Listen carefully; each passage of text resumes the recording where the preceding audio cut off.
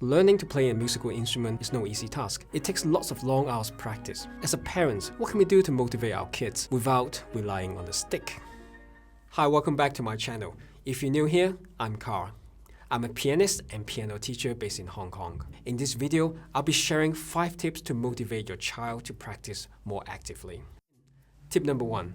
Make a schedule of practice. This schedule should include what time you practice and how long you practice for.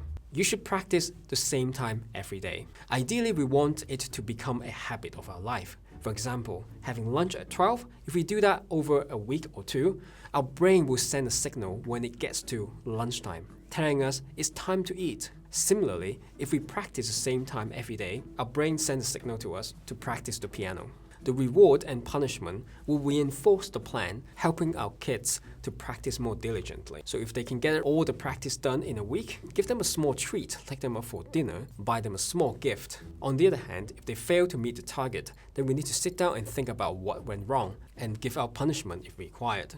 I remember a teacher once told me, to learn to play an instrument, first you need to learn how to behave like a human being. What he means is, we need to honor our promises. If you make a promise, then you have to honor it. Otherwise, no point to make the promise in the first place. So learning a musical instrument is not just playing the right notes, but also learning a mentality and attitude that will help us in our future life. Second tip, praise your kids for their effort, not by their intelligence. As an adult, you know that effort and outcome most of the time are not directly proportional. So it's very important that we recognize the kids' effort. And we can do this by saying, I can see you're more patient, you practice with more concentration, you're very focused today in your practice, I'm very pleased. Try to avoid saying things like, oh, it's very musical, or you're very smart, you're very intelligent.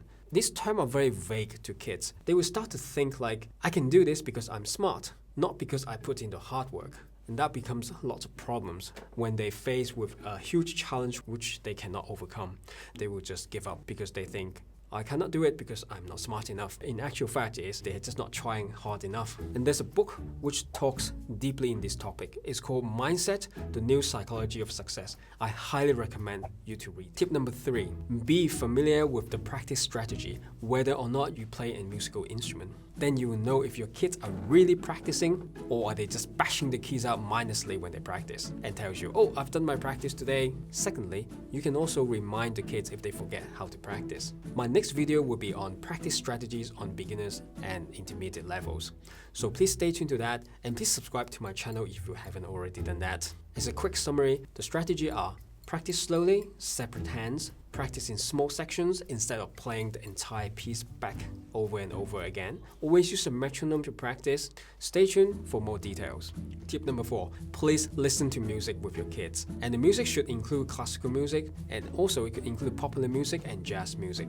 It's the same as learning English. Listen to news, listen to podcasts, watch drama, documentaries. You can listen to different accents and the way how it is spoken. Same thing with music. Listen to Beethoven, Chopin, all these famous composers.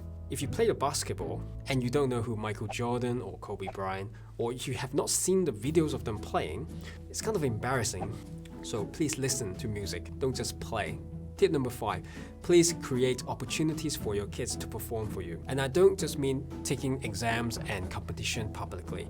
It can be as simple as giving informal performance at home in front of you. This gives them a non-judgmental environment where they can play their piece. Please don't say, oh, you missed a note in bar 3, beat 3. Your hand shape is not correct. Oh, there's no dynamic difference in the piece. Focus on the positive things, like you're very concentrated, you're very focused when you play. Give out lots of positive feedback because these feedbacks will make him more likely to practice and work harder.